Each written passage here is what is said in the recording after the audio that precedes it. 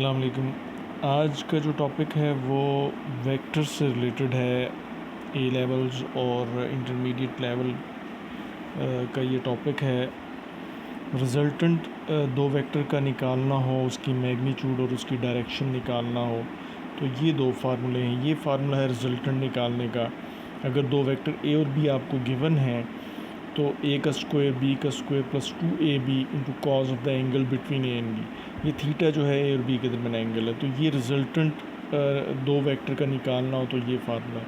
और उसकी डायरेक्शन निकालने का फार्मूला ये है। बीटा जो है ये एंगल रिज़ल्टेंट का है with positive X axis tangent inverse B sine of theta और A plus B cos of theta. जो थीटा है वो मैंने बता दिया, दोनों ए और बी के दरमियान एंगल है। दोनों फार्मूलों में अगर आप देखें तो आपको वेक्टर ए और बी चाहिए और उनके दरमियान एंगल चाहिए थीटा। ऊपर भी आपको दोनों वेक्टर चाहिए और एंगल चाहिए, यहाँ पे भी दोनों वेक्टर और एंगल चाहिए। तो ये दोनों फार्मूले कैसे आए, ये डायग्राम बनी है। देखें ये वेक्टर ए है और ये बी है और इनका रिजल्टेंट है। अब बी वेक्टर को उसके कंपोनेंट्स में सॉल्व करेंगे, उसके हेड से स्ट्रेट लाइन ड्रॉ करेंगे यहाँ से। तो ये जितनी लेंथ आएगी ये बी का एक्स कंपोनेंट है, इसको बी कॉज ऑफ थीटा कहते हैं। और ये जो परपेंडिकुलर है ये बी का वाई कंपोनेंट, उसको बी साइन ऑफ थीटा कहते हैं।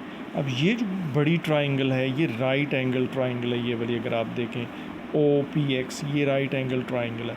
इस राइट एंगल ट्राइंगल पे अगर पाइथागोरस थ्योरम लगाएंगे तो हमारे पास ये वाला फार्मूला ऑब्टेन होगा। और इसी राइट एंगल ट्राइंगल पर अगर टेंजेंट बीटा कैलकुलेट करेंगे यानी परपेंडिकुलर और बेस कैलकुलेट करेंगे तो ये फार्मूला निकलेगा। तो मैं जल्दी से ये आपको करके बता देता हूँ। ये देखें applying Pythagoras theorem on O P X, तो ये हाइपोटेन्यूज का square is equals to base का स्क्वायर प्लस परपेंडिकुलर का स्क्वायर, यानी ओ पी का square is equal to O X का स्क्वायर प्लस पी एक्स का स्क्वायर। तो ये यहाँ पे लिखा हुआ है। अब ओ पी की जगह पर हम पुट कर सकते हैं आर की मैग्नीट्यूड, जबकि ओ एक्स की जगह पे ओ ए प्लस ए एक्स जो है ये पुट होगा, ओ ए प्लस ए एक्स, और पी एक्स वैसे ही आएगा। अब ये जो है ये ए प्लस बी होल स्क्वायर है, ए का स्क्वायर बी का स्क्वायर 2a इंटू बी, ये मैंने लिख दिया और साथ पी एक्स। अब ओ ए जो है हमें पता है ये ए के बराबर और A X B cos of theta के बराबर है। तो ये ए का स्क्वायर बी, इसका स्क्वायर लेंगे तो B square cos square theta, 2 into O A जो है वो ए बनेगा A X B cos of theta. P X जो है ये P X B sine of theta के बराबर है, तो B square sine of square theta. अब ये B square cos square theta और B square sine square theta, B square common लेके ये चीज़ बनेगी, ये 1 हो जाएगा cos square theta plus sign square theta. तो आपके पास ये फार्मूला बन गया। लेफ्ट साइड पे आपके पास आर स्क्वायर चल रहा है, अंडर रूट लेंगे दोनों साइड पे, तो ये फार्मूला आपके पास ऐसे बनता है। अब इसी ट्राइंगल पे टेंजेंट बीटा अगर कैलकुलेट करेंगे तो टेंजेंट बीटा बराबर होगा P X divided by O X. तो P X divided by O X, O X हमारे पास ओ ए प्लस ए एक्स है तो वो पुट कर दिया हमने, P X B sine of theta है, और ओ ए जो है ये ए के बराबर है, ओ ए के बराबर और A X B cos of theta. तो ये दूसरा फार्मूला हमारे पास निकला। तो ये फार्मूला याद रख लें। आप कोई भी दो वेक्टर आपको गिवन है उनका रिजल्टेंट की मैग्नीट्यूड और डायरेक्शन आप निकाल सकते हैं। अगर आपको रिजल्टेंट भी गिवन है, दोनों वेक्टर भी गिवन है, तो आप एंगल निकाल सकते हैं। ये बहुत हेल्पफुल हैं मुख्तलिफ़ किस्म के क्वेश्चन में। अच्छा, अब ये देखें दो वेक्टर अगर पैरेलल हों ए और बी, यानी उनके दरमियान एंगल 0 हो, तब हमारे पास रिजल्टेंट की मैग्नीट्यूड और डायरेक्शन की क्या शेप बनेगी। देखें ये यहाँ पे फार्मूला लिखा, थीटा को 0 पुट किया, cos 0 1 के बराबर है। तो ये जो चीज़ अब आपके पास बन गई है ये ए प्लस बी होल स्क्वायर हो सकता है, इसको हम ए प्लस बी लिख सकते हैं। तो जब थीटा 0 हो, वेक्टर पैरेलल हो, दूसरे लफ्ज़ों में अगर आपके पास एक वेक्टर ये है और दूसरा वेक्टर इसी डायरेक्शन में है, ये ए और बी है, तो जो रिजल्टेंट आएगा वो भी इसी डायरेक्शन में ही होगा। वो बराबर किसके होगा, ये ऐसे होगा, इन दोनों के सम के बराबर आएगा। यानी यही आपके पास आंसर आ रहा है कि जब पैरेलल होंगे तो जब उनको जमा किया जाएगा, उनको ऐड किया जाएगा, रिजल्टेंट उनका उन दोनों के सम के बराबर आएगा। तो ये आपके पास रिजल्टेंट होगा ऐसे।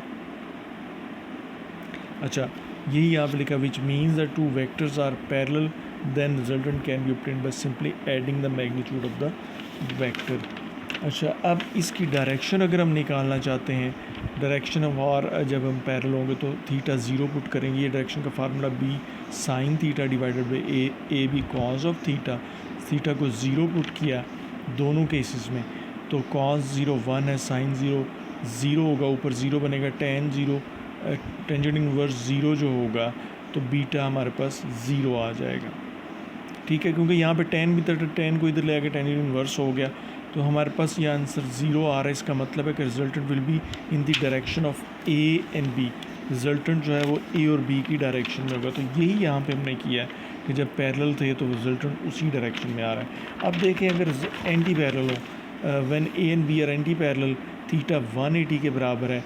अब जो रिजल्टेंट की शेप बनेगी यहाँ पे कॉज ऑफ 180 -1 के बराबर है, तो ये चीज़ जो है आपके पास a माइनस बी का होल स्क्वायर हो, तो आपके पास आंसर इस दफ़ा आपने अगर एंटी पैरेलल होंगे तो रिजल्टेंट जो होगा उसकी मैग्नीट्यूड एक तो मिनिमम आएगी और वो दोनों वेक्टर को सब्ट्रैक्ट करके आएगी। फॉर एग्जांपल अगर एक वेक्टर ये है a, उससे दिस इज़ 5 न्यूटन फोर्स है कोई, और दूसरा उसके एंटी पैरेलल है b, वो 4 न्यूटन फोर्स है फॉर एग्जांपल।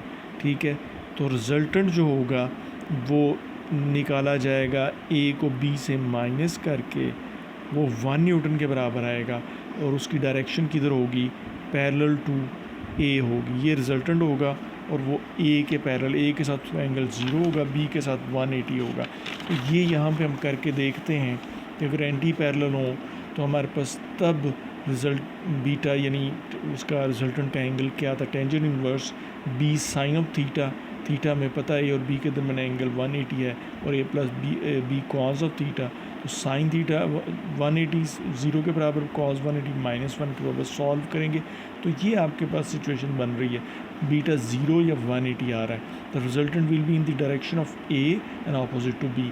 a के साथ इसका एंगल बन रहा होगा 0 और b के साथ एंगल बन रहा होगा 180। तो यही यहाँ पे आपको मैं बता रहा था कि इस तरह से इस तरफ आएगा।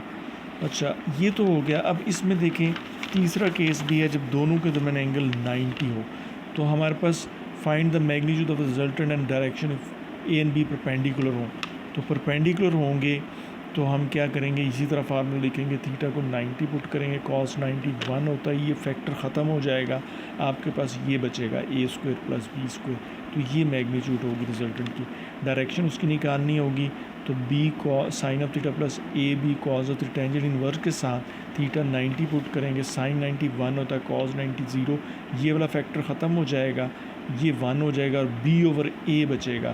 तो आपके पास एंगल निकालना हो रिजल्टेंट का जब दो वेक्टर परपेंडिकुलर हो तो tangent inverse second vector divided by first vector. एक और क्वेश्चन देखें, find the angle between angle at which resultant of 2 newton and 3 newton force become equal to 4 Newton.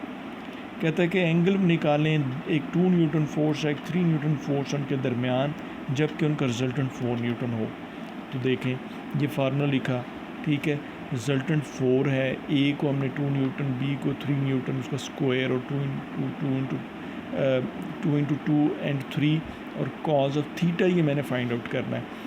दोनों साइड का स्क्वायर ले ली ताकि अंडर रूट ख़त्म हो जाए, तो 16 यहाँ पे आ गया, ये 4 और 9 प्लस 12 कॉज ऑफ थीटा, ये 13 उधर जाके माइनस हो गया तो 12 कॉज ऑफ थीटा, ये 3 is equal to 12 cos of theta, 12 उधर जाके डिवाइड होगा, इसको ठीक करके लिखेंगे cos of theta is equal to 3 divide by 12 और कॉज इनवर्स इक्वल टू, तो ये अप्रॉक्सीमेटली 75 डिग्री एंगल आएगा कि अगर ए वेक्टर 2 न्यूटन हो, बी वेक्टर 3 न्यूटन हो और 75 पे अगर उनको ऐड किया जाए तो उनका रिजल्टेंट 4 न्यूटन आएगा। अच्छा, एक और क्वेश्चन देखें, ये देखें question, find the resultant of 2 forces 6 newton and 8 newton acting along X axis and Y axis respectively. दो फोर्सेस हैं 6 न्यूटन और 8 न्यूटन, एक एक्स एक्सिस पे लग रही है यानी 6 न्यूटन वाली एक्स एक्सिस पे लग रही है और 8 न्यूटन वाली वाई एक्सिस पे लग रही है, इनका रिजल्टेंट निकालें यानी मैग्नीट्यूड और डायरेक्शन दोनों। तो ये फार्मूला रिजल्टेंट का वही लिखा हमने, ए की जगह पे 6 न्यूटन, बी की जगह पे 8 न्यूटन, एंगल हमारे पास 90 क्योंकि दोनों फोर्सेस एक एक्स की डायरेक्शन में दूसरी वाई की, तो दोनों के दरमियान एंगल 90 होगा। तो वैल्यू सब्स्टिट्यूट करके सॉल्व किया तो 10 न्यूटन उसकी मैग्नीट्यूड आई, रिजल्टेंट के डायरेक्शन के लिए tangent inverse B sine of theta plus A B cos of theta value substitute की, ये 1 हो जाएगा, ये 0 हो जाएगा, ये फैक्टर ख़त्म हो जाएगा, ये 1 हो जाएगा, 8/6 जो है ये मेरे पास 53। अभी जो हमने किया है उसी से मिलता जुलता, यानी अगर 6 न्यूटन फोर्स एक्सिस में हो लग गई और 8 न्यूटन वाई एक्सिस में लग गई, उनका रिजल्टेंट 10 न्यूटन होता है और एंगल उसका एक्स एक्सिस के साथ 53 डिग्री होता है। अच्छा जी, इसके अलावा छोटे से 2 क्वेश्चन हम वो देख लें।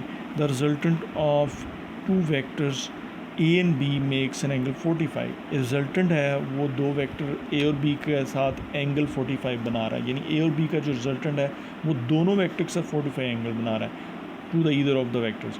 Find the magnitude of the resultant की मैग्नीट्यूड क्या होगी।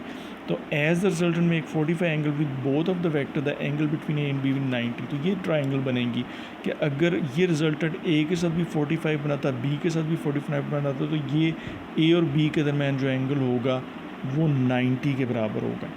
ठीक है, क्योंकि तीनों एंगल का सम जो है, ट्राइंगल के तीनों एंगल का सम वो 180 के बराबर होता है। तो 2 अगर 45 है तो ये एंगल दोनों के दरमियान यकीनन 90 होगा, तो 180 टोटल एंगल बनेगा। ए और बी के दरमियान यकीनन 90 एंगल होगा। तो अब हमें एंगल पता चल गया, अब रिजल्टेंट हम निकालते हैं। तो हमारे पास ये फार्मूला है, एंगल 90 पुट करेंगे सॉल्व, इसमें ये फैक्टर 0 हो जाएगा सारा, तो रिजल्टेंट हमारे पास ये आएगा। अगर 2 वेक्टर, अगर रिजल्टेंट दोनों के साथ 45 एंगल बनाता है। लेकिन 2 forces of magnitude 7 Newton and 5 Newton act on a particle at angle theta. 2 forces ये हैं, एक पार्टिकल पर भी है, एक angle theta. The minimum magnitude of the resultant. तो हमें नज़र आ रहा है कि अगर हमने मिनिमम निकालना, पीछे हम पढ़ चुके हैं यकीनन ये दोनों वेक्टर फिर एंटी पैरेलल होंगे तब मिनिमम, तो हम 7 से 5 को माइनस करके 2 न्यूटन ही निकालेंगे। लेकिन उसको डिफरेंट तरीके से हम करके देखते हैं। ये देखें, we know that minimum magnitude of the resultant is obtained when 2 vectors are anti parallel, तो हम सिंपली उनको माइनस करके निकाल लेंगे। और भी इसका मेथड आया था, लेकिन इसको इसी तरह ही करते हैं। तो ये है जी शॉर्ट सा मैंने एक किया है ताकि बच्चों को न्यूमेरिकल अगर 2 वेक्टर का रिजल्टेंट आप फाइंड आउट करना चाहते हैं तो आपको आपके लिए इजी हो। 2 फार्मूले हैं और इजी हैं याद करने में भी, तो इसको याद करें। आज की जो बात है वो एक बड़ी ही प्यारी सी दुआ है जो अगर सोने से पहले इंसान पढ़ ले तो अल्लाह के रसूल सल्लल्लाहु अलैहि वसल्लम ने फरमाया कि उस शख्स के गुनाहों को अल्लाह ताला बख्श देंगे, अगरचे वो समंदर की झाग के बराबर ही क्यों ना हो। तो एक तो दुआ आपको बताने से पहले एक चीज़ ये मैं आपको बता देना चाहता हूँ कि कितना प्यारा है ये दीन इस्लाम के। अल्लाह ताला ने हमें, अल्लाह के नबी, अपने नबी हज़रत मोहम्मद सल्लल्लाहु अलैहि वसल्लम के ज़रिए से ऐसी ऐसी दुआएं सिखाई हैं कि अगर इंसान से गलतियां हो जाती हैं तो हम वो दुआएं पढ़ें तो हमारे गुनाह माफ़ कर दिए जाएंगे। मसलन एक तो दुआ ये भी मैं आपको बताने लगा हूँ। इसके अलावा कपड़ा पहनते वक्त दुआ है, अल्हम्दुलिल्लाहिल्लज़ी कसानी हाज़ा सौब व रज़क़नी मिन गैरि हौल मिन्नी वला कुव्वा। जो ये पढ़ ले उसके भी गुनाह सारे माफ़ कर दिए जाते हैं। कपड़ा पहनते वक्त, अगर आप कपड़ा पहनते वक्त दुआ पढ़ेंगे आपके सारे गुनाह माफ़ हो जाएंगे। यानी अल्लाह ताला चाहते हैं कि मेरे बंदे जो हैं वो उनसे मांगते रहें और दुआएं करते रहें, माफ़ी तलब करते रहें और अपने गुनाहों को बख्शवाते रहें और अल्लाह के हुज़ूर इस हालत में पेश हों कि उनके यहाँ उनके नाम माल में कोई गुनाह ही ना हो और आराम से वो जन्नत में दाखिल हो जाएं। ये अल्लाह ताला चाहते हैं, ये याद रखें। अब इसी तरह से ये दुआ भी है, ये देखें, ला इलाहा इल्लल्लाहु वहदहु ला शरीका लहु लहुल मुल्कु व लहुल हम्दु व हुवा अला कुल्लि शैइन क़दीर ला हौला वला कुव्वता इल्ला बिल्लाह सुब्हानल्लाहि वल्हम्दुलिल्लाहि व ला इलाहा इल्लल्लाहु वल्लाहु अकबर। तो अब ये दुआ है, ला इलाहा इल्लल्लाहु वहदहु ला शरीका लहु लहुल मुल्कु व लहुल हम्दु व हुवा अला कुल्लि शैइन क़दीर ला हौला वला कुव्वता इल्ला बिल्लाह सुब्हानल्लाहि वल्हम्दुलिल्लाहि व ला इलाहा इल्लल्लाहु वल्लाहु अकबर। अब इसको कहा जाए तो ये मतलब है कि कॉमन से हमारे कलमे हैं, एक तीसरा कलमा है और एक ऊपर ज़िक्र ऐसा है जो अक्सर सुनने को मिलता है अल्लाह के नबी सल्लल्लाहु अलैहि वसल्लम के अज़कार में से।